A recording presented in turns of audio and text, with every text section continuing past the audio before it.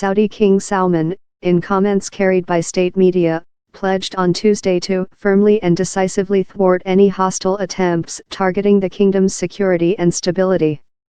The coalition intervened in Yemen in March 2015 in a campaign to restore its internationally recognized government after it was driven into exile by Houthi forces. Iran has repeatedly denied giving missiles to the Houthis.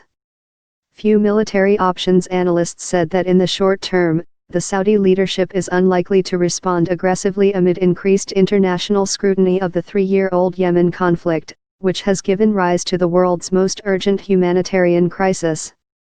Prince Mohammed would like to be viewed as a more restrained and composed leader while touring his closest Western ally, the United States, according to Escalates, MENA strategist at MUFG Consultancy. He may leverage the recent Houthi missile attacks to strengthen his narrative that Iran's encroachment is undermining regional stability and that a more concerted international effort is needed to contain Iran. The Yemen conflict pits a coalition of Western-friendly states led by Saudi Arabia and the United Arab Emirates against the Houthis, who are sympathetic to Iran but deny being a pawn of its Shiite Muslim theocracy. Yemen's war fits into a broader decades-long struggle for supremacy between Middle East powerhouses Iran and Saudi Arabia, which fund and train proxy forces in Iraq, Syria, and Lebanon and accuse each other of backing terrorism. Military escalation in response to the latest rocket salvo could mean more coalition airstrikes, which have been widely criticized for killing civilians, or mobilizing the Saudi National Guard from a mostly static position along the border to undertake a concerted ground assault inside northern Yemen.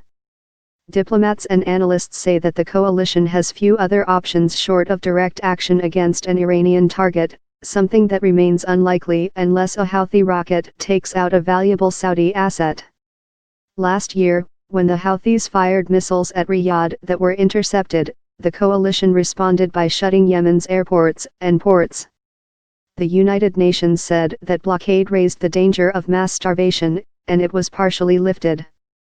They may make similar moves in order to be seen to be doing something, but it won't really change the dynamics of the conflict, said Jane Kinninmont, Middle East expert at Chatham House in London.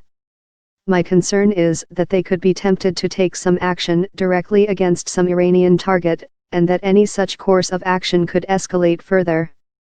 Consultancy Eurasia Group said that a successful Houthi strike on a prized Saudi target would probably prompt a firm military response from Riyadh to try to deter Iran.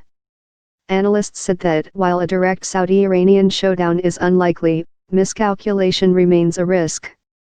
Mediation efforts Western countries have urged Saudi Arabia and its Gulf Arab allies to protect civilians and find a quick end to Yemen's war. But they also support Riyadh's argument that it needs to defend itself from cross-border strikes and limit the spread of Iran's imprint in territory overlooking important trade routes. The United Nations says more than 10,000 people have died in the war, and 22.2 million Yemenis, 3/4 of the population, need relief aid. More than 1 million cholera cases have been reported, the worst outbreak in modern history. Economists have played down the impact of the Houthi attacks on the Saudi economy, which Prince Mohammed is trying to wean off oil exports with a slate of reforms that include cutting energy subsidies and expanding the private sector. Investors may have already largely priced in risks from Houthi missile strikes. But an intensification of the Yemen conflict and certainly an escalation to direct conflict between Iran and Saudi Arabia could scare off foreign investors.